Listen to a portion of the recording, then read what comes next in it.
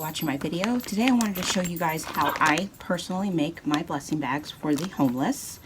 And we're going to go over what you should put in the bag, what you should do, and where you can give these, what type of people you can give these to. Of course, homeless, but there are other places.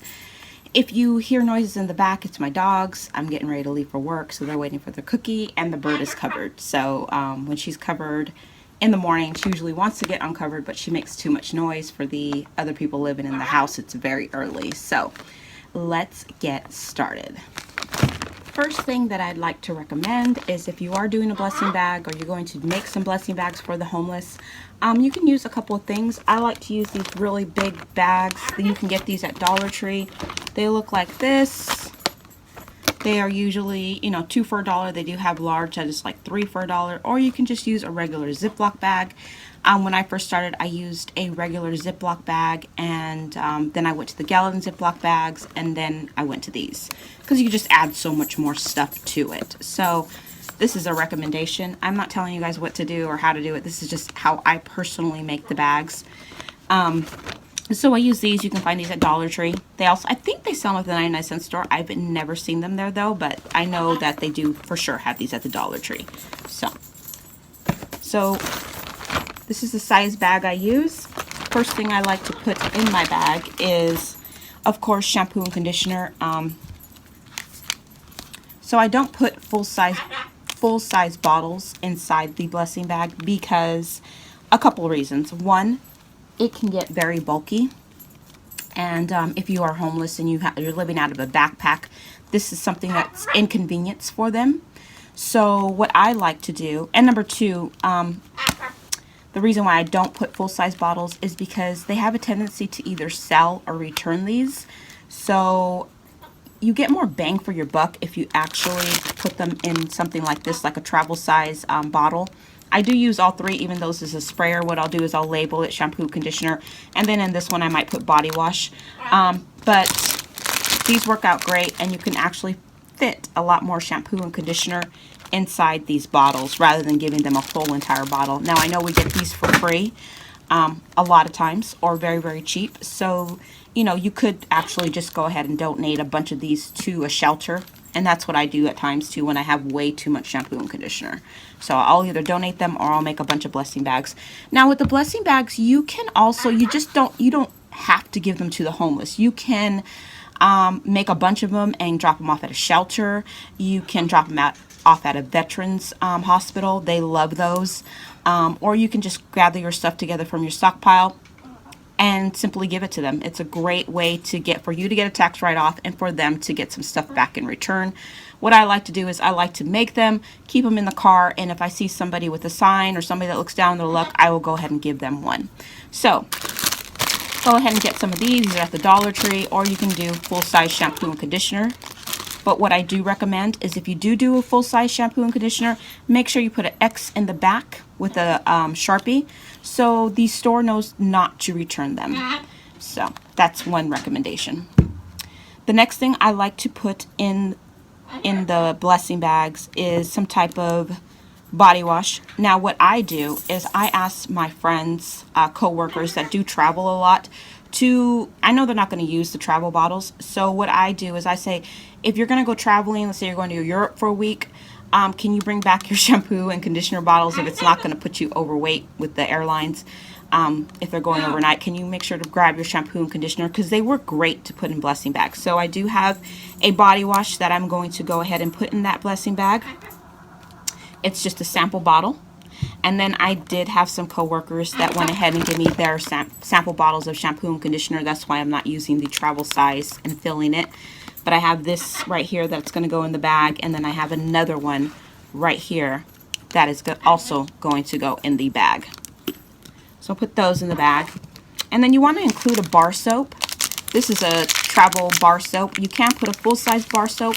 But I've noticed with let's say Irish Spring or Dial, the soap that we normally get for free, you want to make sure to put this in another bag if it is a Dial or a Irish Spring or something that has a scent to it, because it'll go inside your whole entire bag, and if you're putting food in there, it'll make the whole entire bag smell like that soap. So you want to make sure the bag is pretty sealed so it doesn't leak out the scent.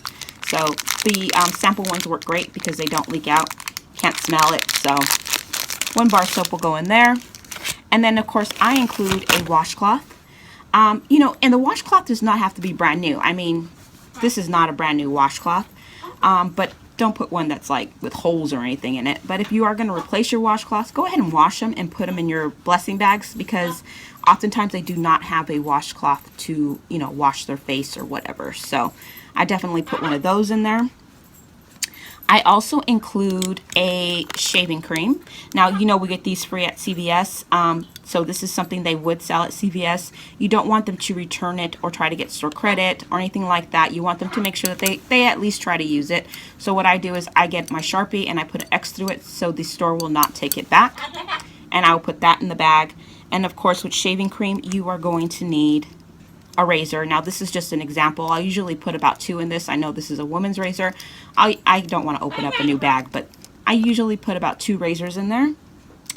And then of course I add socks. You want to make sure socks is like their #1 thing that they always ask for. When we go down to Skid Row, they are always asking for socks. Sometimes they don't even have shoes, so socks is a really good thing, especially now that it's starting to get cold. They're definitely going to want these socks. So I put a pair of socks. These are not new as well. They've been washed. They're clean, no holes, nothing like that. So what you can do is, what we do is, around Christmas time, like when it starts getting cold, we go through our socks and we put a pile. I wash them and then we fold them up and we put them in the bags. And then of course, deodorant. We know we get these for free, so I don't want them returning it. I did put an X with a marker through that. And then I also put, of course, a toothbrush. Now, you can get these at Dollar Tree. They do have them in the strips that you can strip apart. This is just a spare one I had. Usually have a cap on it. I need to find it. But I'll put a cap on that. And I will put that in the bag as well. And I always include a full-size tube of toothpaste. Of course, I put an X in the back so they cannot return it. These, of course, at Dollar Tree, we were getting these for free. We had the $1 off coupon and they were $1. So we usually get these for free. So we don't use them in our family. We're kind of brand loyal when it comes to toothpaste. We like a specific kind. So anything that I get for free that I know we're not going to use, I will definitely donate it to the homeless. So I will put an X through the back and then put that in the bag as well. And then I also include in my bags, I include, of course, Kleenex. I also include some cough drops. I do not include medicine. Don't include medicine. No ibuprofen, no cold medicine, nothing like that. But I will put some cough drops. I'll put some Kleenex. I'll put some vitamins. You know, we were getting these for free for a while, so I'll go ahead and put some vitamins in there. Any kind of vitamins, even if it's in a bottle, I'll put a couple in there and I'll label it vitamin A, B, C, whatever. You know, vitamins are always good for them to have. And then I will include a bottle of water. This is cold. I'm actually taking this with me. This is just an example. But I'll include a bottle of water. That's one thing they do ask for a lot when we go down to Skid Row is water. They always want water. And then the reason why I include the water is because I go ahead and I include a soup. Now these are the cup of noodles. You can do the super meal. You can do any kind of soup. And this one I got for 29 cents at CVS. They were on clearance and they don't expire until 2018. So if you can see that. So you can eat these dry. You can eat these with a cup of water. You can eat them cold. It's just a really great meal for them to have on the go. And at the shelters there is also hot water available so they can fill this up and eat this. So this is a great way to add, you know, something extra into, you know, their bag, some type of food. So that's good. Don't include apples or anything hard. I did that mistake last year when we went down to Skid Row at midnight to feed the homeless. I bought a bunch of apples, I bought a bunch of pears, and they didn't have teeth. So those pretty much went unused. I had to find another shelter to donate them to so they can make apple pie out of it. So make sure you don't include anything hard. If you include granola bars, they love that, but make sure they're like soft and chewy, not those hard, crunchy ones, because oftentimes they don't have the ability to brush their teeth or they've lost their teeth from drugs. You want to make sure that they are going to be able to use the products that you're giving them. They love sweets, so I will include, like, you know, crumb cake. They love donuts, stuff like that. I'll put that in the bag, secured. Nothing open. I will make peanut butter and jelly sandwiches, and I'll wrap those up and put them in the bag as well. But today I'm just going to put a crumb cake. And then what I like to do is add a blanket. Now these ones I got after Christmas. They were super cheap, like 90% off. I did put an X in the back so they are not able to return it, but it's not going to offer like 100% warmth, but it will offer some warmth.